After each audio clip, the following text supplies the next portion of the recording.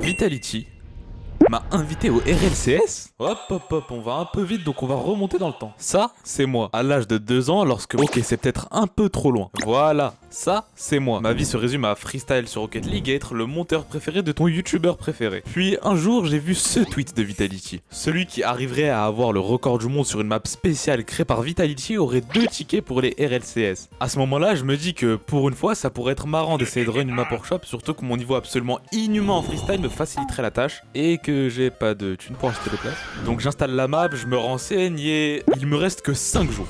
La map était déjà sortie depuis un mois et c'est que maintenant que je la découvre, mais bon. Je regarde donc toutes les vidéos sur speedrun.com, le site sur lequel doivent être envoyés les runs pour participer. Ça pendant des jours et jusqu'à... C'est complètement faux, j'y suis allé à l'arrache sans avoir jamais regardé la moindre run. Pour que la vidéo soit plus simple à comprendre, laissez-moi vous expliquer comment fonctionne la map. En tout, il y a 4 sections. Les rings, les trucs rouge là, et le dribble avec respectivement 10 niveaux par section. Puis vient le shoot, 20 tirs d'affilée où il faut viser des cibles. Il est possible de s'entraîner sur chacune de ces sections ou de lancer directement une run. Soit enchaîner les 4 sections d'affilée et les joueurs avec le meilleur temps global gagnent.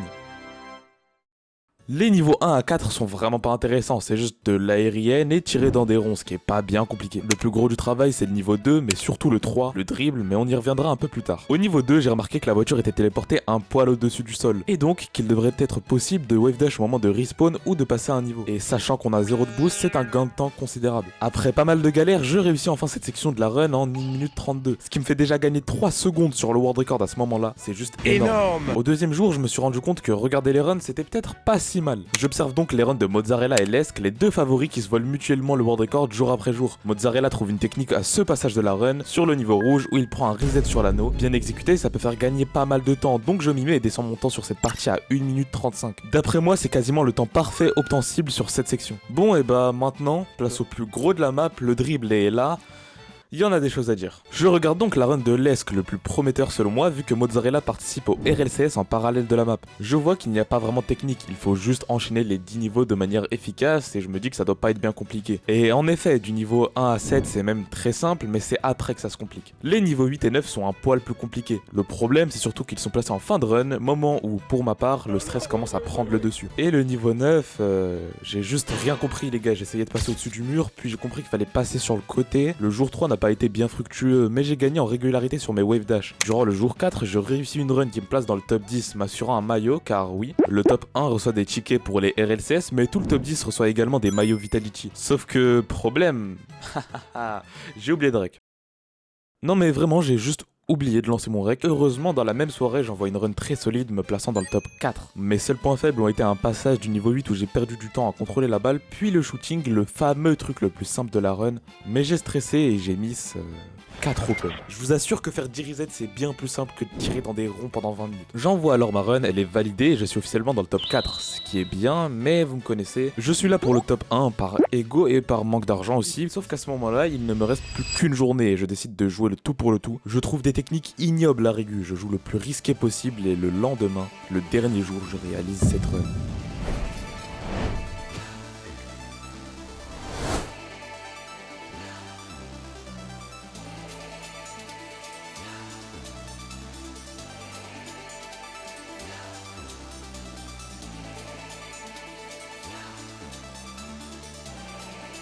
Je réussis mes wave dash sans grande difficulté et j'arrive à appliquer la strat de Mozzarella, prendre le reset sur l'anneau.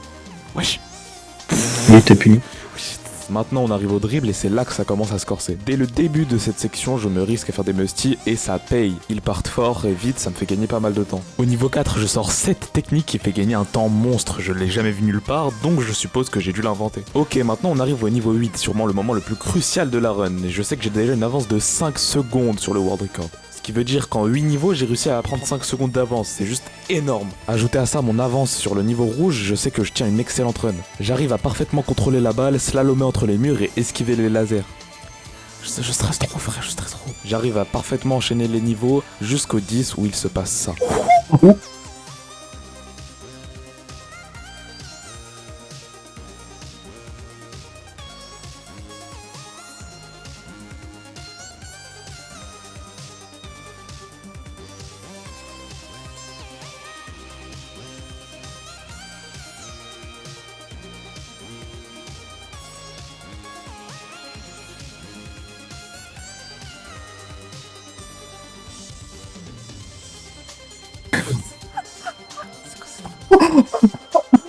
Par je ne sais quel miracle, j'arrive là, les mains toutes moites avec une recover légendaire. Il me manque plus que le shoot que j'avais eu le temps de bien entraîner. Et...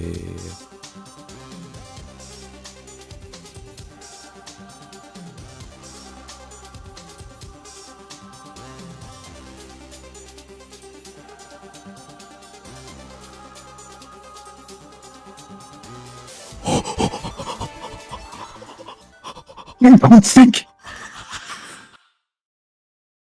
5 minutes, 35 secondes et 8 dixièmes, 6 secondes d'avance sur le world record. Sauf que vous remarquez qu'il reste encore je ne sais combien de minutes à cette vidéo et effectivement il y a un problème. Alors je finis la run, je l'envoie dans la soirée, mais avant ça j'ouvre mes DM sur speedrun.com, la plateforme dont je vous ai parlé juste avant. Je vois que JDEC, le créateur de la map, m'envoie ce message. Salut, haha, je contacte tous les runners, trop des barres. En gros, il y a une nouvelle version de la map, faut tout refaire dessus, bye. Donc là, je suis perdu. Est-ce que ma run sur l'ancienne version de la map compte, étant donné que je l'ai faite avant son message, mais que je l'ai envoyé un poil après? Je lui demande et... non. 5 minutes, 35 secondes et 8 dixièmes. Une run quasiment parfaite qui ne servira désormais plus à rien. Et je vais pas vous le cacher, j'ai trop la haine, sérieux. À 30 minutes près, ma run compte, mais à l'aide, je vais tout... Sauf que dans son message, JDEC nous informe aussi que la date limite est prolongée de 7 jours. 7 jours, c'est énorme, c'est déjà 2 fois plus que le temps que j'ai pu passer sur la map. Je me mets donc à grind encore et encore, juste c'est faux, j'ai pris mon seum, j'ai pas relancé une run, mon top 4 est descendu top 12, à l'heure où je vous écris la vidéo, tous mes efforts auront été inutiles. Pas de world record, donc pas de RLCS et même pas de maillot. Mais grâce au GOAT du freestyle français, j'ai réussi à choper des places pour les RLCS à Lyon, on sera avec plein de beau monde et je vous sortirai donc un vlog. J'ai pas encore la date à laquelle va sortir le vlog, mais restez à l'affût par pitié, désolé d'avoir été aussi inactif, rejoignez mon serveur Discord en bio, abonnez-vous, prenez soin de vous et je sais pas comment on finit une vidéo.